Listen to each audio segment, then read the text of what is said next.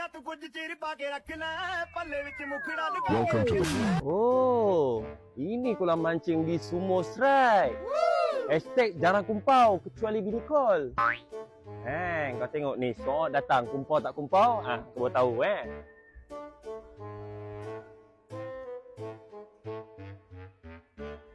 Mana staff dia?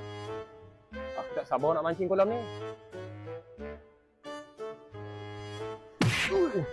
Nasib baik tak tersebat muka saya bang. Oh tak bertanda bang dalam muka saya. Sorry. Oh tak apa bang. Abang macam first time datang kolam ni. Ini bang, punya panjang dia ni. Ini nenek saya selalu buat jaluk bangga bang. Tak sesuai kolam ni. Tapi tak apalah, abang orang baru ni. Ni bang, 5 jam, RM100. Abang nak berapa jam?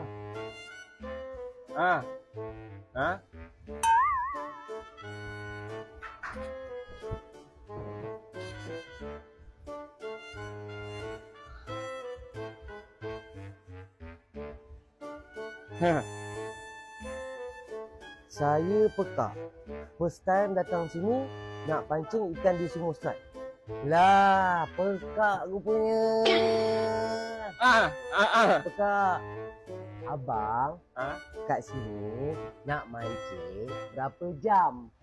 Ayam? Mancing kat sini pakai ayam? Sampai 5 ekor?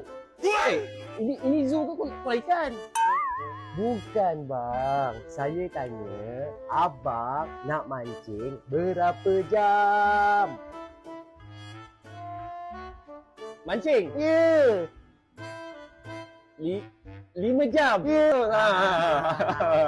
Ingat tadi ayam, maaf kala kan. Ayam lain.